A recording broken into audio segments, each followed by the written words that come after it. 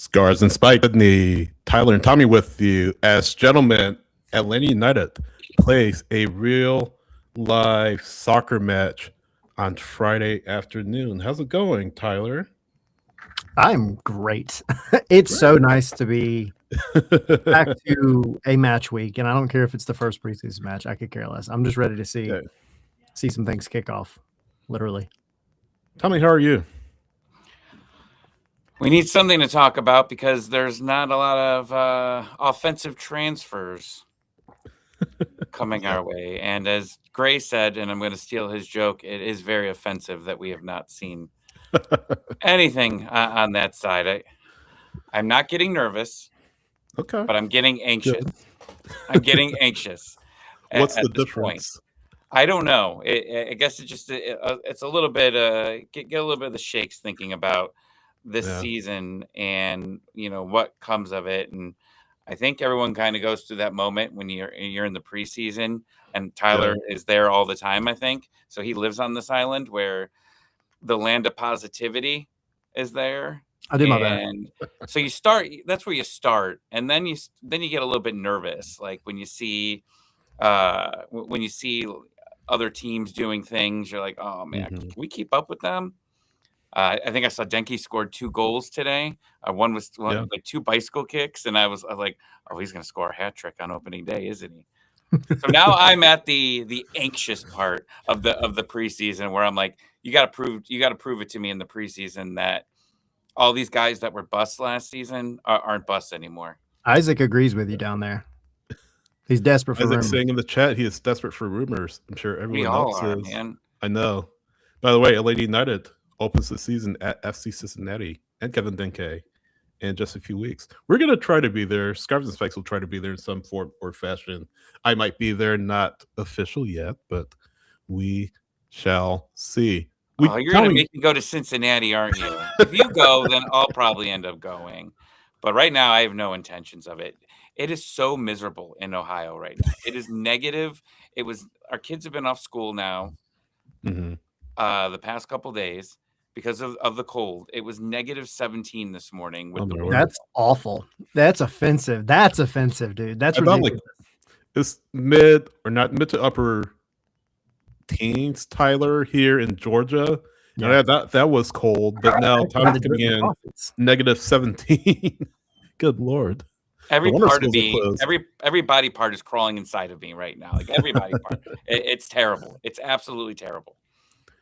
Tommy, there is good news. I mean, you said Atlanta hasn't signed attackers. They did sign and we'll talk about this a little later. They signed a midfielder from Barcelona, not Lamine Yamal, although that would be fantastic. wrong Barcelona midfielder, but we'll talk about Adrian Gill. Yeah, the next Lamine Yamal, the American Yamal, the Denver Yamal. We'll talk about Adrian Gill, which is not Adrian Hida, it's Adrian Gill. I feel like it's pronounced, or the Spanish pronounce him Adrian Hida because he grew up in Spain, born in Denver, grew up in Spain. But we'll talk about that. I can't say names that cool, so I'm not even gonna try. I try. We need Henry. But I mean, if we were doing it would be Adrian Hill. But Adrian Hill, yes, Adrian Hill. Born in Denver, I'm pretty sure it's going to be Gill. It'd be whatever he wants it to be, honestly. Exactly, as long as he's good. Yeah, we'll talk about him in just a little bit. Because, hey, you're just not like the weight of the whole club is on your shoulders, but yes, but be good, still be good. We'll talk about him. We're getting. I mean, it feels like it could be here. What could be here? I don't know. Oh. I do have something I want to show you before we get started. I didn't tell you guys that we had this. Yes. We're already going off the rails, but I have a question for you. What are you both doing in 2033? I don't know, Tommy. I'm trying to get through 2026 first. We're not even out of January. Oh boy. Well, is it sharing? It's not sharing. Why isn't it sharing? No, but there we go. Here we go. You can see this, right? Yeah. There we go. Okay. So I saw this tweet out here. It said ChatGPT figured out who's going to win the next MLS Cups Yeah. Guys, buckle up. 20. I don't know how many transfer windows that is. But that's a lot of transfer windows. That's but like we're so Lady United. Lady United 30. Yeah. I mean, 2033 is great. And then if we're all still around, 2061 as well, Yeah, we are going to be MLS Cup champions. So ChatGPT. There could be some negativity here for a while, but it could happen. Yeah. It can happen. Yeah, and I forget what that tweeted it out. It's like Gary Cat or something, was it? Yeah. I'm sure people watching Ultra Gary Cat. It's not Gary Cat. Not just it's Ultra Gary Cat. But hopefully we won't have to wait till like 2033 or whatever for Atlanta United to win its next MLS Cup. We've had enough going on that we can't wait another 7-8 years. So that was ChatGPT, and I decided I would just throw it into another AI really quickly. Yeah. 2026. This thing it's patronizing me. 2026 Atlanta, 2027 Atlanta, 2028 Atlanta, 9 Atlanta, and then 2030 Miami. Messi's hologram still draws penalties. 2031 Atlanta, and then get this one. 2032 Sacramento Republic finally gets an MLS team.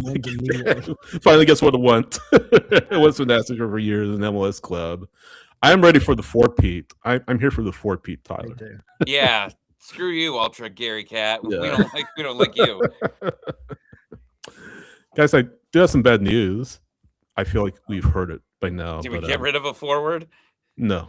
Guido Rodriguez. Six watches over. 6 watches over for now. Guido Rodriguez has been signed by Valencia in La Liga. The West Ham man had a brief dalliance, I guess, with Atlanta United, but decided to sign for Valencia. Look, can you blame him? It was always going to be tough for Atlanta United. They have no DP slots. So if any signing were to happen, they would need a DP slot or some Miami-esque financial wizardry to sign him. But yeah, point is Guido Rodriguez is signing or has signed for the Valencia with him right now. Where does Atlanta go from here? I guess that's a question. Do you trade for a number 6 that already knows MLS? Do you go for a cash for player trade? Guys, you can do unlimited cash for player trades now in MLS. I don't know if you all caught that, but yep. Yeah. Is that what Atlanta United does? It's more a rhetorical question, but you still need a 6 before the season starts. I don't think Adrian Gill is going to be the 6th. We got Adrian. What are you talking about? Yeah. How do you think about the depth chart? It's pretty. I mean, there's a lot of players there already too. Yeah. With Day coming back, now you have Adrian. You still have Muyumbo on the roster. You got Alzate. Like, there's a lot happening. And then, however, Alexi fits into that midfield spine, or if he does, we'll see what Tata decides to do. But I don't know. It's tough. Yeah. I mean, Mark saying in the chat, get Nagby off the couch. I mean, you may need to at this point. Bring him back on a 1-year deal, a veteran's minimum or something like that, and have him all up in the midfield. Minimum. Whatever it's called. Not the NBA. Guys, are you concerned about us not having a 6? I know, Tommy, you've been talking about the attack, but I'm concerned about everything. I told you, I'm in the worry stage right now. I'm at the worry stage because you got to do good this year. You need to be able to. When I was going back and looking at the standings this morning about looking at goals against and goals for, and it's like you're in the bottom 5 of each category. And that's absolutely terrible. And you got to improve. And the last couple of windows have really been focusing on the spine of the team, working on the midfield. Obviously, you're getting a new left and right back, and your center back situation still a little light. But you still need to figure that out, and then you need to figure your forwards out. And it's 3 weeks until the season starts. 3. And they've got the Texas Roadhouse Cup. You can't win it if you don't got the players. Well, you probably can, but yeah. I don't want probably. I want a cowboy hat and a championship belt buckle. And a show at Texas Roadhouse. Yeah. I'm doing it no matter what. I don't care. Yeah, you go for it. Well, I agree with Mark saying here, though, like, he's saying he's less worried than he would be if Tata was not the coach. And I do agree, because I think the one thing that's really easy to not forget, but kind of gloss over, is the fact that we've all said it. And I think a lot of fans have said it, not recently, but have said it, is that there are a lot of players on this roster that just vastly underperformed. So now the depth is one thing. You can't make up depth, but if you get 20% more out of this roster than you got last year, you're flipping a lot of things around.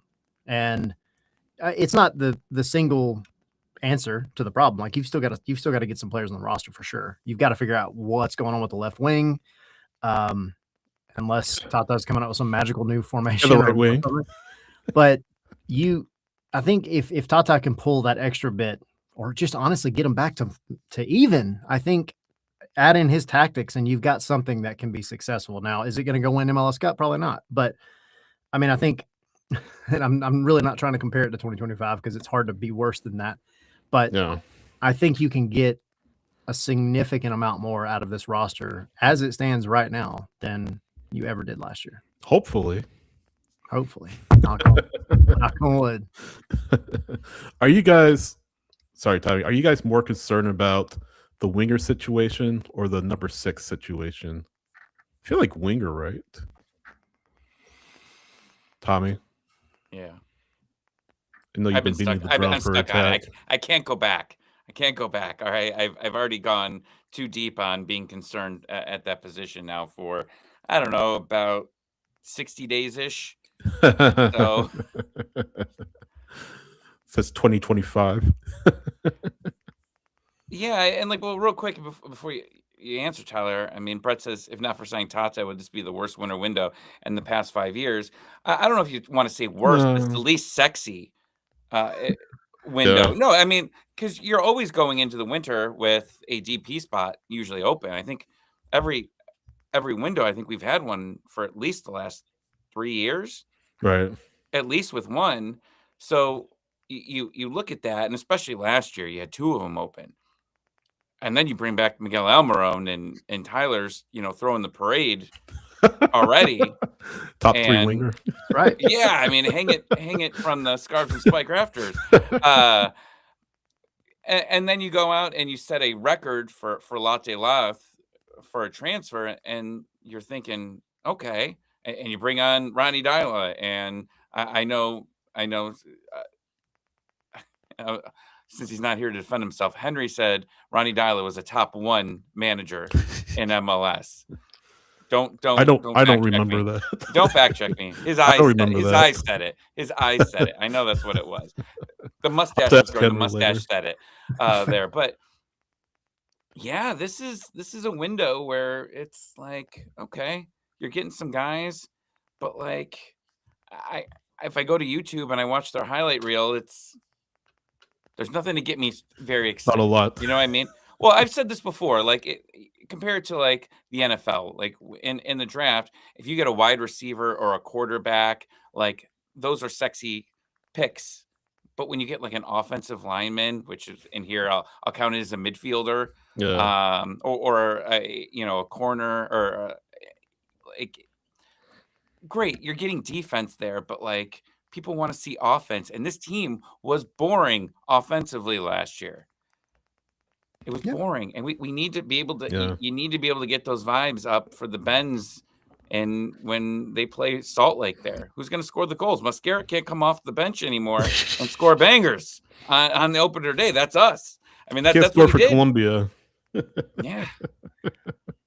I don't know, man. I mean, that kind of leads into mine. I actually think, and I'll go back to what I said last week. I think the 6 is more pressing, because if you know that Tata Martino is looking at that position, then he sees a real need there. And what I said last week was the number 6 position is low key the most important position really for a lot of teams, but especially for a Tata Martino coach team. It was the first time around here. It was in Miami. It was admittedly in Mexico when they were actually playing well.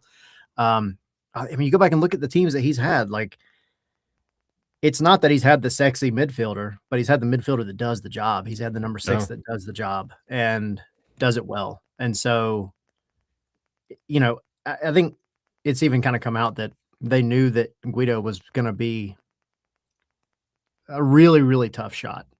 Yeah. But that kind of signals what maybe they're looking for. And maybe they don't get it this window. Maybe it's the summer, possibly. Who knows? But I think they have to either rely on what they have or, look, it's 3 more weeks. And that's still a lot of time in the transfer world. You never know. But as much as I want to say left winger is more important, if Tata Martino wants a 6 to where it's coming out that he's going to like West Ham and looking for one or wherever, I think that's really what you need to put your focus on. I'll quickly ask, can they wait till the summer to add a number 6? I don't know. That's the tough thing. I mean, you have to hope that, I mean, here's the thing. You still have guys who, I'll go back to what I said a minute ago. They have to perform better than they did last year. Tristan Miyamba, if he's still here, has to be way better than he was last year. Alzate's got to pick up, the pace. He's got to kind of be a little more dynamic. Jay coming back from injury. We all love Jay, but he's been off for a long time. So you got to get him situated back in. So it's just, it's not the easiest situation, but I think, again, you got to trust Tata and hope that what you do have will be good to get you at least above water when the summer transfer window comes around. You mentioned Jay. It's funny because I had it on the notes to talk about this later on, but I feel like we can kind of transition to Jay right now. Matt Doyle in his Tactics Free Zone newsletter. You can sign up for that on Substack. But Matt Doyle saying Jay will be Atlanta United's best breakout player in 2026. He gave me a medium confidence level, right? But I'll read you what Doyle wrote. He was on the verge of breaking out last year before his injury. As of now, he's a starter, though that's likely to change for a team that really should be much improved. Even if he doesn't start, though, he'll play a bunch of minutes and get some dap outside of his cult following, end quote. So it's hard to argue with that. Hard to argue with that assessment about Jay. Look, we've seen what he can do, and it's just unfortunate that he was injured in the World Cup qualifier for Trinidad and Tobago. But yeah, Tyler, it's going to be a little bit before he's back at full fitness. So don't expect to see him start on February 21st against FC Cincinnati. But no. Jay can be an important piece of this club. And I've said this before, I believe, for years to come. And that goes for other homegrowns. That goes for Luke. That goes for Will. That goes for Matt Edwards. That goes for Tom Key. Going down the line. And that's one of the things that Tata didn't really do when he was here the first time is play those younger players, right? Hopefully he can do that with Jay, and hopefully he realizes what Jay is able to bring to the table, because we've seen what he can bring to the table. It's been pretty good. So you guys agree or disagree with Matt here on this assessment? Yeah, I think so. I think, you got to hope that he's back at full strength here sooner than later, because he's going to be very important. But I think under Tata, I think he's going to get some good. Jay's gone under a lot of managers since he's been here, so he's getting a little bit of advice from everybody. Not as many as Ronald Hernandez. No, but I think Tata will definitely be good for him. But I do want to jump on this comment real quick. The front office is on autopilot, and I don't think that that's a fair statement, because they are making a lot of moves. The moves are there. It's just not the big names that you're hoping for. Maybe even like the positions, but like we knew going into this offseason that we were broke. Like we needed a loan from Garber here, and then we opened some money up from subtracting Sleesh. But still, ultimately, you need to get some bigger player or some players in here that will move the needle offensively, because I think that's what people are looking at here, because all your forwards that you had last year significantly underperformed, all of them. Like, not one guy you could just say, wow. Like, Alexei Miranchuk had a good month and a half-ish there where he was going on a nice little run. But other than that, I mean, it really is what Tyler, what you said, is that you got to hope that these guys turn it around here, and can Tata do the magic? That's a good question. That's $1 million question, or just $500,000 question. Well, it's the Garber Buck question. If you're basically, dealing what it is. Garber Buck's question is what I was getting at. Yeah. Go ahead. Well, I was just saying, the comment here, will Henderson make something happen? I don't think they're going to force this here. This is I don't want to say it's a long-term project, but I think that let's get it right this year to be ready for the next year. And I don't even I'm curious what the front office looks at this year and next year. Because remember, next year's the weird, short season where it's just nonstop madness. And you could probably look at that season, and someone weird's going to win that. Like, it's good. The final is going to be like Montreal and Austin. Like, that's gonna be the final. I gotta find new teams to poop on, because Vancouver was good this year. So we're gonna say Montreal and Austin. It's gonna be the final here. But, like, is it really to get the team right by the first new calendar schedule season? Is that like really the goal here? Because you don't look. This team has made a lot of quick reactions, like that comment said. Because Boca did make some like quick, like, oh, we got to do this, and it put you in cap hell for a decade, and now we're just trying to fix this here. But the goal's still the playoffs this season, right? You still have to make the playoffs, right? Yeah, I agree. All right, Tyler. No, I agree. You agree, right? You gotta. You're talking MLS Cup. You can't ask Tyler this question. I think it's urgent for sure. And I guess, like, again, I'm going to go back to Optimism Island and say, you hear they're not winning MLS Cup, Tyler. Well, we're not that much. But you hear a rumor like Guido, them kind of shooting for a bigger name player, Argentine national player, and you're like, all right, cool. Like, you're not going to get everybody you ask for or that you reach out for. But the fact that that's the type of player that they're looking for, that caliber of player, like, that's a good sign. It means that there's some urgency behind this. And at the end of the day, like, a transfer window is a transfer window, and you could go to 10 people and get 10. No, this ain't going to happen. But when you kind of have an idea of the type of person that they're looking for, the type of player that they're looking for, I think that signals to me that, all right, we're trying to make this happen. We're trying to push, and we understand, like, time is of the essence. We don't want to have to wait any longer than absolutely necessary. And if it doesn't happen in this window, it's not for lack of trying. So, I mean, I think that's a good sign. Again, that's optimism. But at the end of the day, until other signings do happen, the only thing that you can rely on are the ones that have been signed, and then the ones that are still here stepping up and playing much better than they did last year. And that pressure's on all the people that were here last year, every single one of them. And I'll add this before we kind of move on here. I've said this before, I'll say it again. Just because you don't see anything on social media doesn't mean nothing's happening, right? I mean, I know everyone waits for that Merlot tweet or that Tom Bogert tweet or Fabrizio Romano, all of that. Just because they don't tweet out, hey, XYZ is being signed by Atlanta United and it's close, doesn't mean anything's happening. So just wanted to really hope that fans' expectations are kind of level in that regard. Because, look, there's still it's not fans' jobs to be level. Well, yeah, you're right. No, but no, but we're 3 weeks out, 3.5 weeks out as we're sitting here, and it may not seem like a lot of time. And yes, you want guys in here for preseason friendlies, like the one coming up on Friday against Lexington, which we'll talk about, for Copa de Tejas next week in Texas. You want them in. You want them in training with the team during preseason.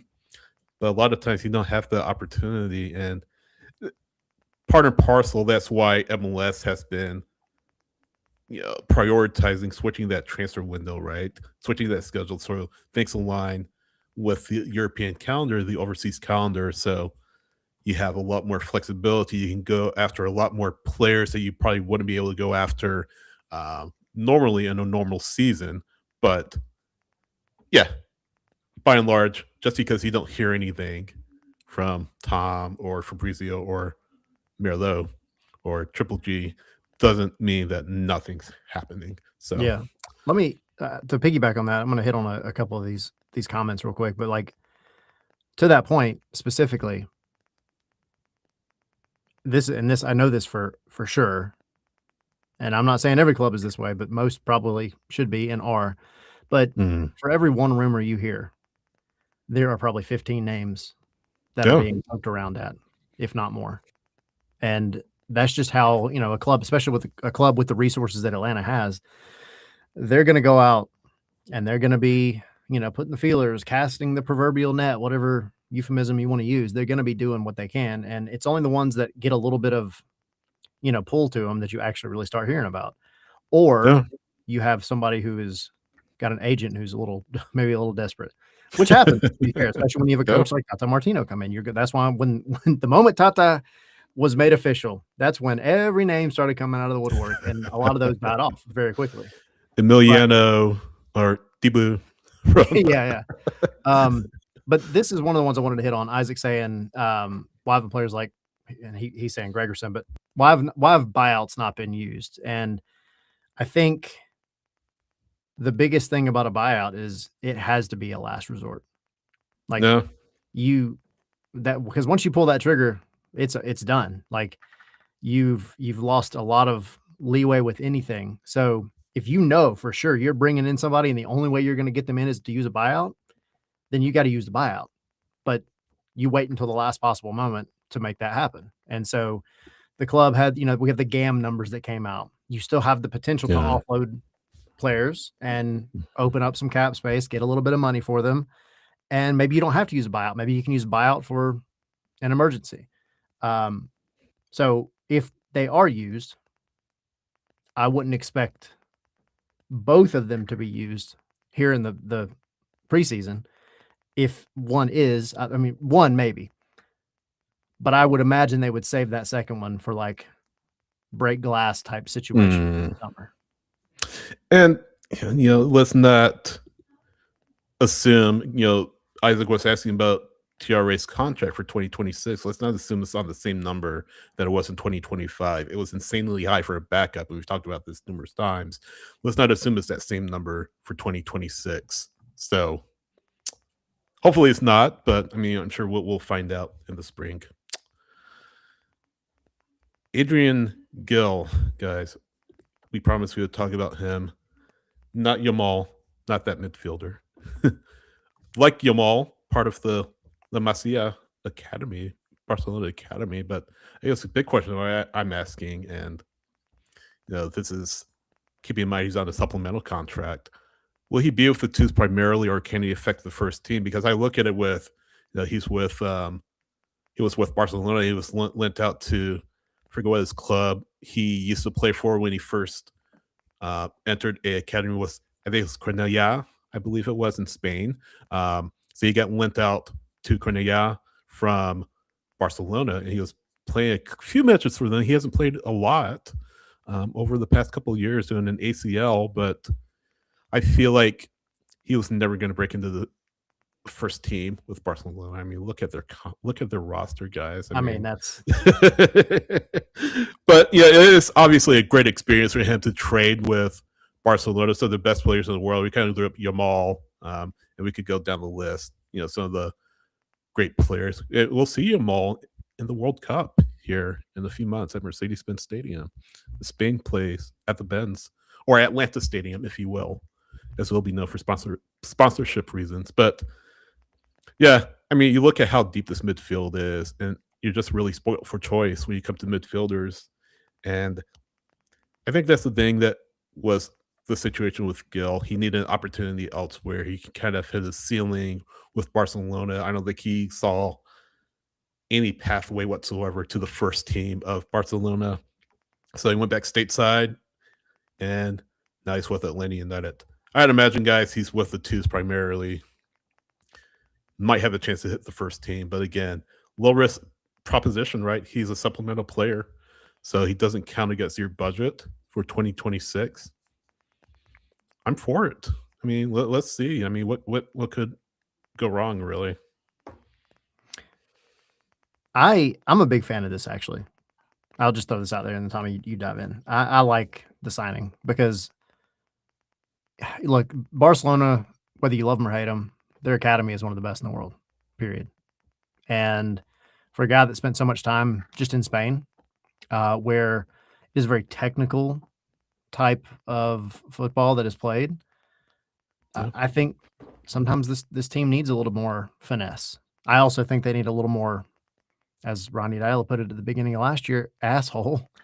But I think they need a little bit more of that finesse that you haven't really seen. I mean, you had it with Almada, right? You get some for sure with Miggy. I would love to see Alexi give it a lot more, but that's just not his game. And I mean, look, the guy's very young. He's still got a lot of room to grow. And Atlanta signed him with option years all the way through, I think 2030, if I'm not mistaken. So like 29-30. It's there. If he comes in, and yeah, he's probably going to get plenty of time with the twos, but I wouldn't be surprised if he makes a few appearances with the first team. Especially as we go back to what we said earlier with the number 6 position, with the midfield kind of being in flux, you might have to bring him up and use him. But I don't think this signing was made primarily to just be a guy that plays for the twos. Yeah, we'll see. I mean, is he an 8 or a 6? Because I saw like I think he's more of an 8, but I think when you shuffle that midfield around with the roster as it stands now, somebody is going to have to draw back and play that number 6 role. And I think Gil would be the guy that would just slot in very nicely as a young, hungry number 8 who has kind of had a little bit more experience kind of on the world stage, comparatively speaking, than some folks. What if Spain is using him as a sleeper agent to get into Mercedes-Benz Stadium before they come here this summer? I mean, all they had to do was ask. Gil texts Yamal or something like that and says, "Hey, this field is pretty good. I think you'll do well in this field." The grass feels nice, man. Yeah. The grass feels real good. Let's talk about Yamal. I don't even know if these guys know each other. I mean, they were in the academy at the same time, but obviously Yamal's 2 years younger than Gil. But Tommy, what do you think about Adrian Gil from what you've heard and read?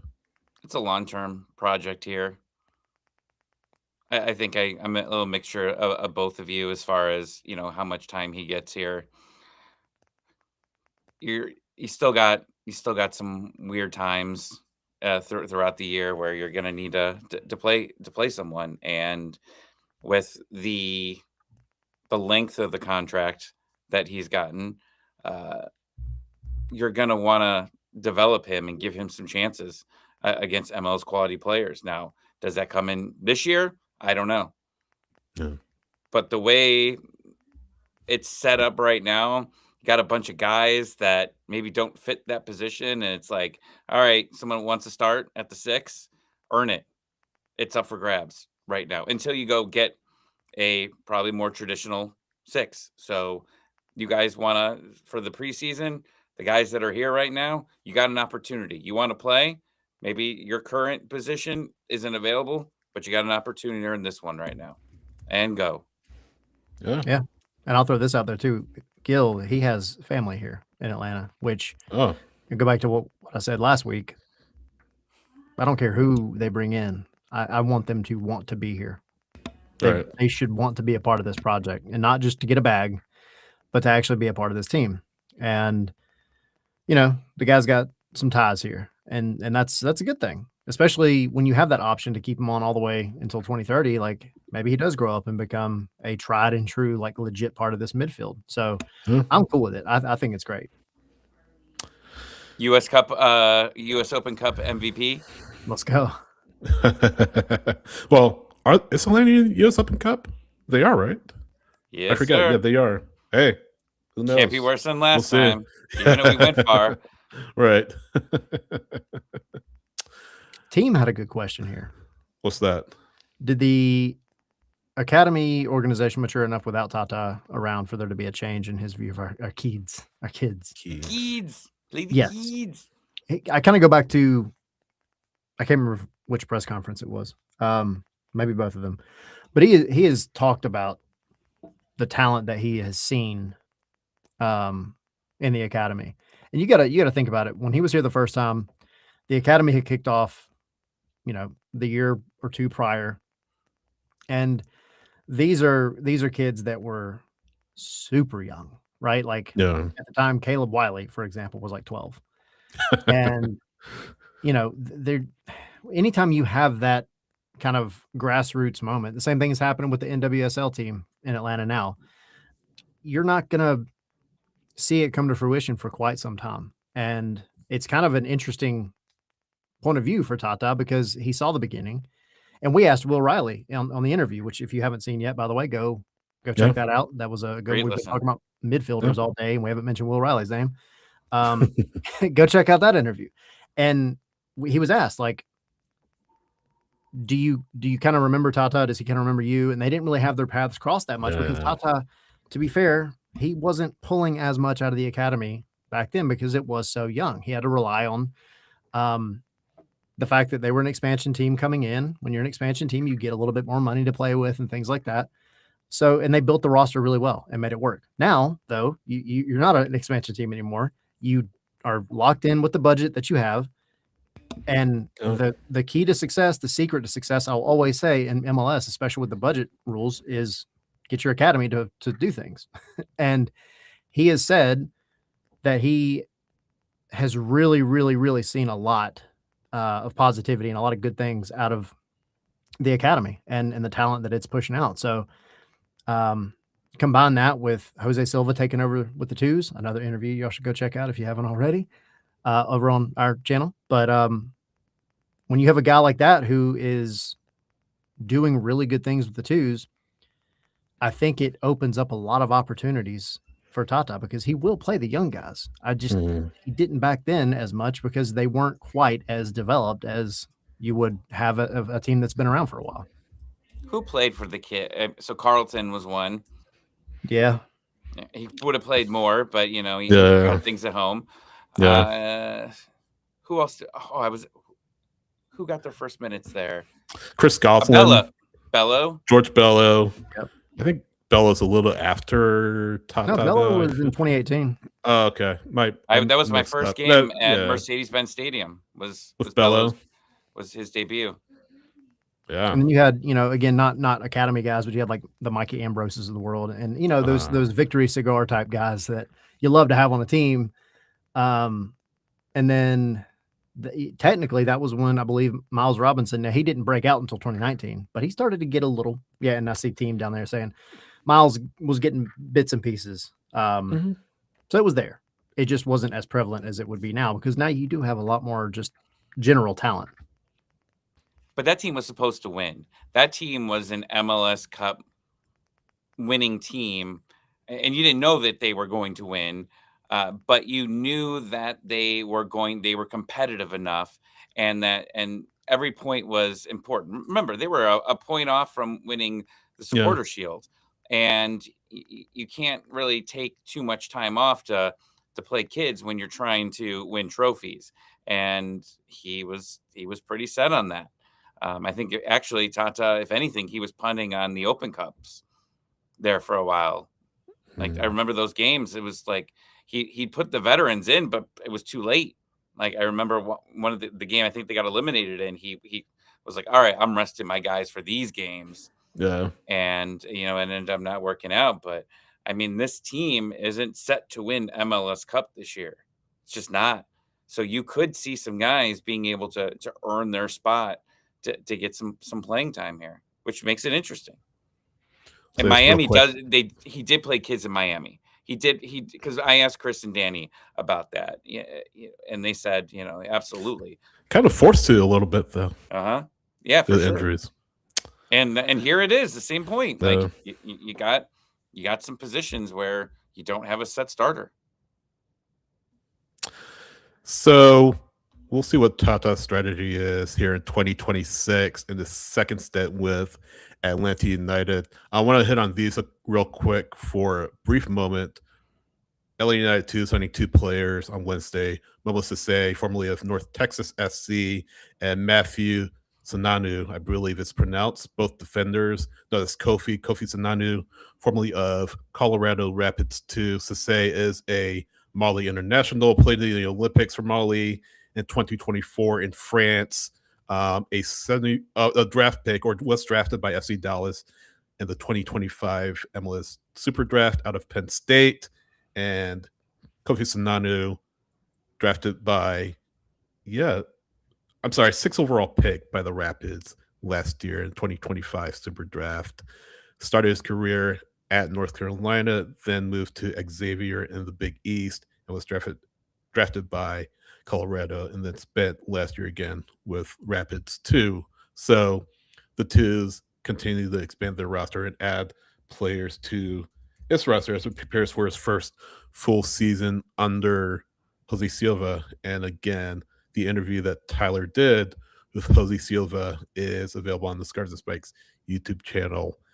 Be sure to watch that ahead of their first match against New England Revolution 2 on March 1st to kick off the 2026 MLS next pro season.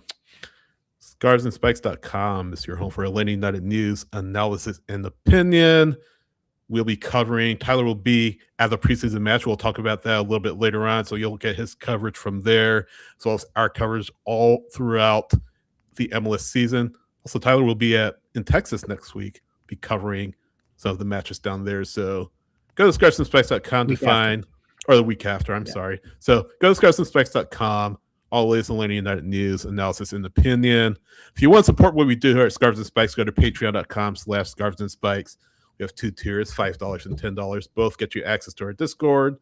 Both get you access to exclusive Atlanta United content, audio and video content you won't find anywhere else. And you help support our coverage as we are in a World Cup year, as we try to beef up our coverage here at Scarves and Spikes. That helps us be able to do that. The Scarves and Spikes store, there's a link at the top of our website. If you want to shop there, get a hat, get a t-shirt, get a coffee mug, get a shot glass, all kinds of merchandise, sweatshirts, t-shirts, mugs. Again, link is at scarvesandspikes.com. So World Cup year, Atlanta 2026 worldcup.com is our World Cup hub. If you're an Atlanta local, find out things to do around the city. If you know somebody coming into town for the World Cup, send them to Atlanta2026worldcup.com and have them check it out for all the great things to do in Atlanta. If you're watching on YouTube, whether live or on demand, don't forget to subscribe to our channel. Hit the like button, hit the share button as well. Let people know about us, spread the word. And you can listen to the podcast anywhere you go. Subscribe on Apple Podcasts or Spotify, and be sure to leave us a review, 5 stars if you can. If not, that's fine too. Just be honest. Let us know what we're doing. We like your feedback. Yeah, we like 5 stars. We prefer Brett, 5 stars. Rocking the beanie. I like it. The beanie's pretty sweet. Yes. And yeah, this is the time to have one for sure. Yeah, no, absolutely. Don't try to tell you need a beanie. It's 30 degrees outside. I mean, you can either be cold or you can be warm. Beanie weather. When it's outside. It better be at least 60 degrees when I land in March. I need warmth. Yeah, that's a crapshoot, dude. The last real blizzard we had in this state was in March. That was also like 34 years ago. Or for your sake, I hope it is, Tommy. Yes. I need warmth. I need it. Really quickly on the Twos side. Yeah. One thing I find very intriguing about both of them, about Sananu and Sisse, and this I think kind of goes into Jose Silva, and to a degree, I think the first team with what they're looking to do. But these are 2 defenders. These are 2 guys that both of them are very, very accurate passers. They are very, very key with what they do and very, very focused. Both of them ended last season with an 89% passing accuracy, which is phenomenal. Nice. That's like, I mean, good is in the 80s. Yeah. The top 80s, that's really, really solid. So I'm curious to see how they'll be used under Jose Silva, but that's just another piece of the puzzle coming in because like last year, you might have moments where you've got to bring up on some emergency contracts a couple of defenders, especially with the way the roster is right now. So it's good to have the options. Now, you're not going to sit there and rely on them for first team minutes. No, definitely not. Especially like at least at this moment. But I've always been a big proponent of like the guys that you bring in for the twos. Every one of them should have at least the ceiling to be able to break into the first team. Most of them won't, and that's okay. But the goal here is to win cups, and if that means that you bring in the guy on an emergency contract just to help you get a result somewhere, that's all part of the game. Yeah. You're going to be at the training ground, by the way, on Friday for Atlanta United versus Lexington SC, the first preseason match of the year, gentlemen.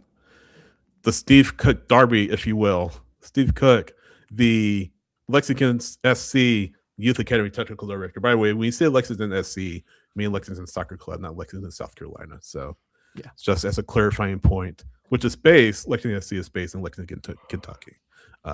Just to clarify. Tyler, what are you looking to learn about the team on Friday against Lexington SC from the USL Championship? More than anything, I mean, this is the first match of the preseason. I'm not even necessarily looking for like full-on formational stuff. You'll get an idea, but for me, it's the physicality. You have to imagine there's going to be tons of subs, probably almost an entire team swapped out. But for me, it's the physicality and the chemistry. I hate to be using the C word already, but I want to see if Latte Lath, Miguel Almiron, and Alexi Moranchuk all see the pitch at the same time. I would like to see them look as if they have met each other and played a game together. I want to see them look like they know what each other are doing. Right. Same thing with whoever happens to be in goal. You'll probably see Oyos and Hibbert at two separate times. How they operate with the back line, whoever may be there. So it's not the entire team's chemistry because you're not going to see that for a long time. And by a long time, I mean like, preseason. So what I do want to see though is your positional like pockets. I want to see them knowing what each other are doing. And if part of this process is going to be, the wing backs getting high up the pitch, creating overloads on one side, whatever, like, yeah, there's little things like that I want to see where the guys are playing together and kind of have an idea of what each other are doing, but I'm not expecting perfection, right? Like this is the first preseason match with a lot of change that's happened. So just show me that y'all look like y'all spent over a week together down in Miami and you had some fun together and you've gotten to know each other and you're going out playing ball together. Well, not too much fun on South Beach or anything like that. Yeah.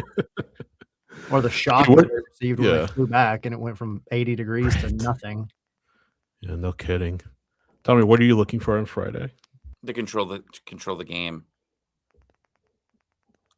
Control it. I mean, you have good players, right? You have better players. You should be trying to control the game. And we've seen preseason matches where it looks early on in preseason where the team looks completely lost. It's like, oh no, why are we getting, the possession and no one's actually figuring out the possession? But in your mind, you're like, have we touched the ball in the last 15 minutes? No, you need to be taking the attack to them. And Tata's going to want to attack. And I just want to see Saba score a goal.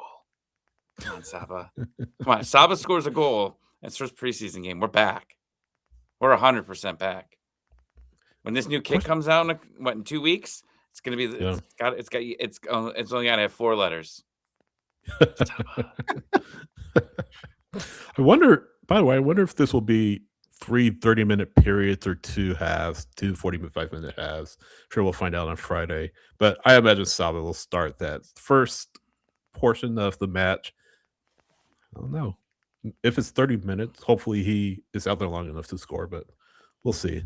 I feel like it's a little bit immaterial, just so to speak. Yes, you want your guys to play well in preseason, absolutely. But I mean, just because someone scores in the preseason match doesn't mean they'll tear up in the regular season. Not crapping your assessment, Tommy, at all. But don't crap on my assessment. No, but yeah, I for Saba, larger point, hope Saba can turn it on because his form we've talked about has been dreadful over the past few this past year. Yeah, one of many on that list. I'm looking for hints about the technical formation. I mean, we've talked about will it be a backline of 4? Well, you'll see presumably right now at least Amador, maybe Mihai Beracal and Jacob right now. Now, when you have Baez, that brings the question: where do you put him in that back line? We imagine that left back spot ahead of Amador, but then when you look at Tomas Jacob, where do you put him? Or Jakob, I'm sure. Sorry, I keep saying Jakob. It's Jakob or Jakob. Yeah, it's Jakob. Where do you put him? Does he start on the right side in the back line of 4? Does he start in that back 3 on the right side of the back 3? Does he start in the midfield? Does he play in the midfield at all? He's versatile enough to play in the midfield. That's one of the things why Atlanta United signed. One of the reasons why Atlanta United signed him because of his versatility. I know Chris Henderson said he could play on the wings. He's not going to play on the wing. That's if you really need somebody to play on the wings. That's like an emergency situation. But I want to see what the initial tactical lineup is, what Tata prefers to run. I imagine it'll be fluid throughout the season, right? Especially after Hakup comes in. But I'm sorry, Baez comes in, but I want to see just what he is thinking tactically. Where do things look as far as the attack? You know, we've talked about the wingers. How does he utilize the wingers with the limited wingers he has right now? Because you're bone thin at this point in time, as we all know. So does he de-emphasize wingers, the role of wingers, while we kind of wait for them? Does he do something else? Does he do something more traditional with the wingers? I don't know, but I want to see what that tactical mindset is, that formational mindset is, as we start off the preseason here. Well, not start off the preseason, but play the first preseason match of the 2026 calendar year. And yes, we saw, as Bruno is mentioning in the chat, Raheem Sterling is a free agent. I am not anticipating Raheem coming to Atlanta United, even if there's a DP slot available. Zilf said that no more Raheems in Atlanta, please. Yeah. When you first messaged that, Tommy, you're like, who posted this? Falcons fans have had enough of Raheem for a couple of years. Raheem was gone. Like, he's been gone for a minute. What happened? Why are we bringing his name back up? And then I saw the tweet, and I was like, oh, okay. Yeah. Don't see that happening, by the way. No. Tyler, you said chemistry. I'm going to use another C word, confidence. Yeah. Your eyes popped up. What? I mean, sure where I was going with it. It's confidence. Good. It's confidence. These Scared players didn't play with confidence half the season. I ain't gonna go that far. Half the season's being generous. I mean, well, yeah, you saw no. Well, after we talked about it all last season, and Henry brought it up, I think last week. The New England game is where this team went to die for the year. They weren't the same, but they had confidence up until that point. They played with confidence until that point, and something happened in that game. They couldn't score a goal, and after that, they never looked the same. It was a completely different Atlanta United team from, I think it was Orlando. I think it was they were going to Orlando that next game, and it never got better at all. It was like, if you would have told me like this is a completely different team, I wouldn't have been shocked. Because at least when we watched those games last year early on, you knew that something, that a goal could be scored at any time. After that, it was 2-0, shutouts back to back and low scoring games, maybe a goal here and there, and that's how you came at the go back to what we said earlier. Bottom of the league in goals allowed and goals scored for. It was terrible, absolutely terrible. They need confidence, especially all these. And I think Mark said early on, like every player did not play well. I can't really name a player that played above and beyond their position except Jaden Hibbert. I mean, Sleesh was pretty good, but like Hibbert came in and played pretty damn well. But it was right, at least. But there was no consistency. There was no confidence with this team here, and we need to see. And the first preseason game is probably not where you're going to see this. But as you progress through the Texas Roadhouse Cup of 2026, you should be seeing that by the time you get to the end there. And then when you get to Cincinnati for week 1, you're playing a tough opponent. You're playing an MLS Cup potential favorite in there, and you need to come out and look like a team that has got the chemistry, got the confidence. We'll figure out some other words with C's and courage. Cojones. Yeah. All of that. Hey, all the above. I like this. But creativity. Yeah. Creativity. I think that's the biggest thing too, is, a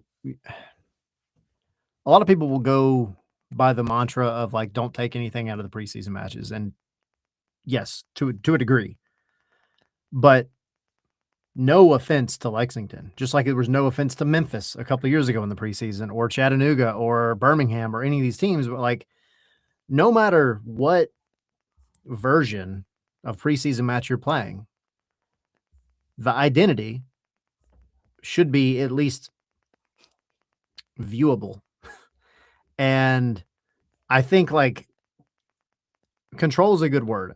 You have a team that has quality players that you're hoping you're going to get a lot more out of this year than you did last year. I'm not saying that they need to go out and absolutely curb stomp Lexington. I mean, it's soccer. Anything can happen. Go look at Benfica today. If you didn't watch that in the Champions League, that was amazing. But you have teams that don't have as much talent that can absolutely give teams that have a lot more talent problems. That's the beauty of the game. That's the nature of it. But like for 90 minutes or whatever, however they do the halves and quarters and thirds of this match, you should see Atlanta on the front foot for most of it, 100%, because that's what they should be aiming for. That's the type of identity that Tata wants. He wants to be on the front foot. He wants to be attacking. Are they going to be having, 70% possession? Probably not, but they should be looking a lot more cohesive than I think we've seen this team in a long time. Is it perfect? No, but I want to see, there's another C word, the cohesion. Cohesiveness. All that. Like, give me a team that looks like they need to be wearing the first team crest, period. Another C word, crest. So 5-0, Tyler. 5-0 led. Do we want to do predictions? No. Yeah, let's for do a preseason match. What's your prediction, Tyler?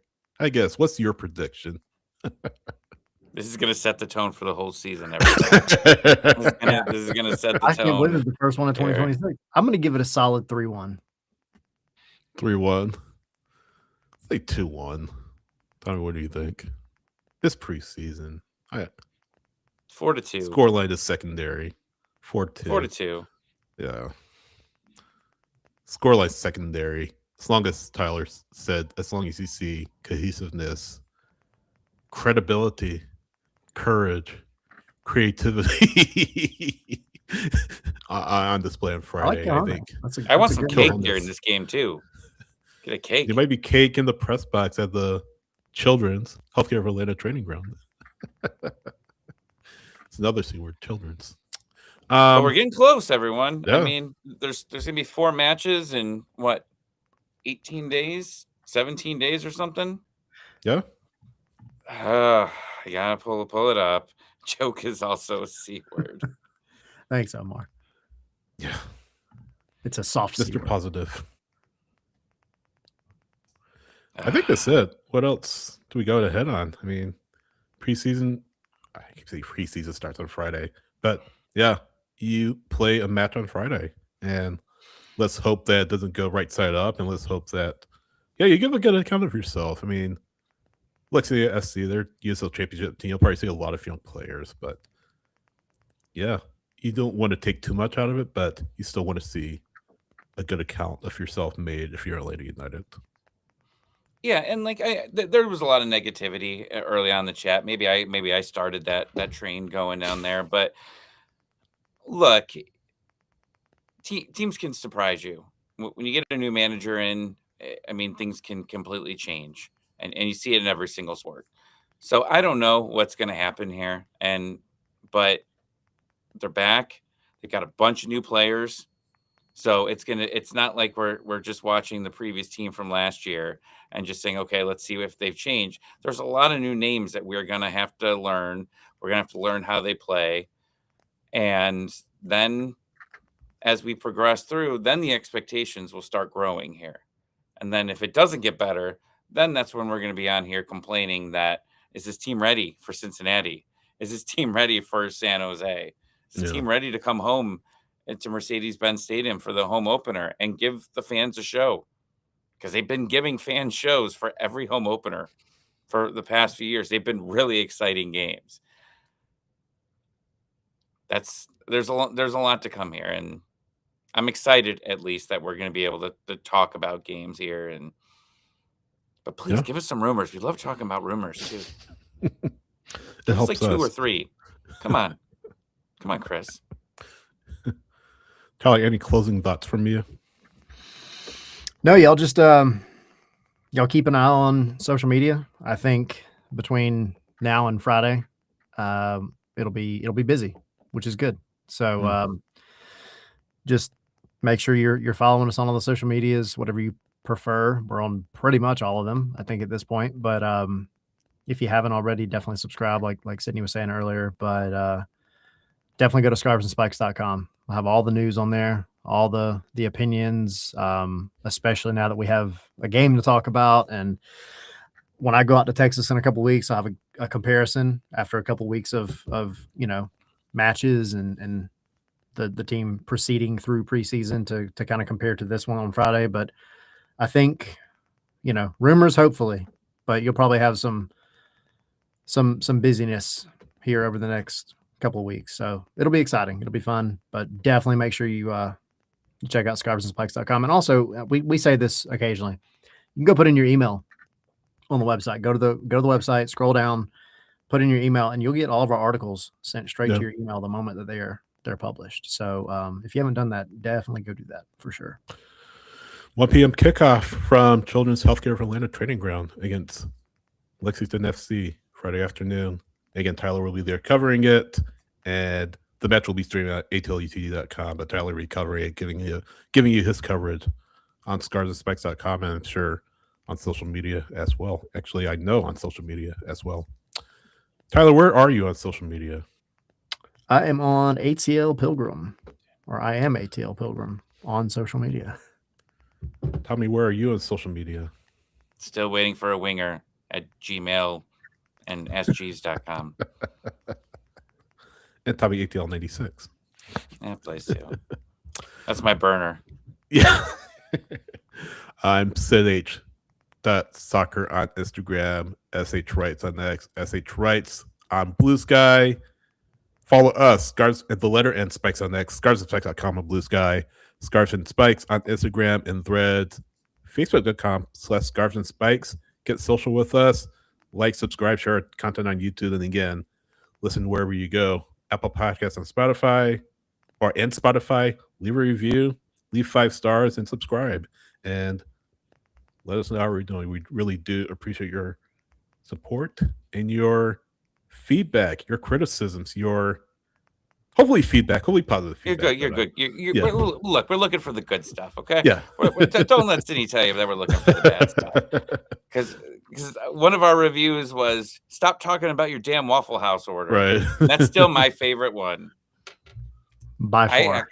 Yeah. Yeah, that was one of the better reviews. The other one was like talking about like someone's raspy voice, and I was really paranoid. Like that review came back to me before I hopped on today because I was like, I've had this cough for 29 days now.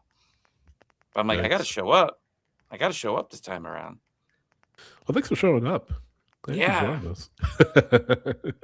Drugs are amazing. They got me through it. Yes, Tyler. By the way, this is way. totally off topic. As an aside, if you don't follow, we don't do that here. I know we don't. Not even a little bit. Never. If you don't follow the Domino's Pizza UK Twitter account, you should. You definitely should. 100%.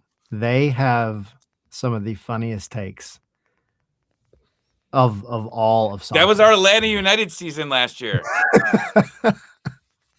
That was literally the Atlanta United season last season. Yeah, to be fair, I would maybe add a little less of the back end of the horse. Yeah, for sure. But hey, let's fill in the horse looking realistic and make 2026 a lot better, please. Yeah, you're right. Like probably like right around the reproductive organs of the horse is where that New England game was. Mm-hmm. Yeah, sad. So sad. That left front shoulder blade was that weird, like, was it a 2-game winning streak that they went on right before everything fell apart and then you had the square neck right there. Yeah. We just map out the whole season on this guy. Anyway. Right. You're welcome, Domino's. It's a great way to end the show. Thanks for joining us, everyone, and we will see you next time.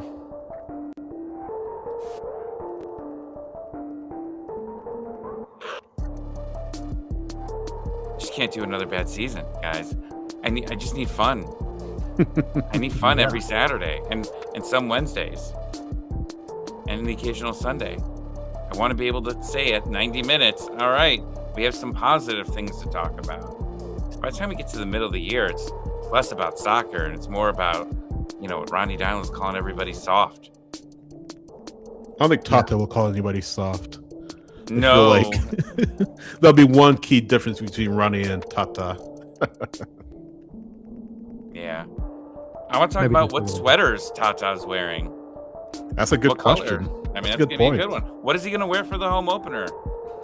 That's a big one. Who's gonna do the golden spike week 1? These are all the things we've got 22 days ish, 25 days ish, whatever it is. Is it gonna be on Polymarket or anything like that? Oh, I saw that. What sweater Tata wears? Who hammers home the golden spike? Yeah, so is that going to replace like the DraftKings percentage? It's just going to be the Polymarket? I don't know. How many MLS podcasters are going to show up on Scarves and Spikes and complain about Alexi this year? That'll probably be one. All right, Polymarket. We'll keep track for you. This is not sponsored, by the way. No. There's going to be a Walmart Saturday MLS Monday back. Showdown too. February 16th for MLS Monday. Okay. Guys, we're gonna have a special guest, I hear. February 16th. Which we will announce. Is it Enrique Iglesias? No. Okay. No. Well, I guess it's not. Well, I want to verify a couple more things before we say, it's 100%, which I don't see a problem with it. But. So what you're saying is Enrique has a chance. Enrique does have a chance. Not. Hell yeah. We'll keep you posted.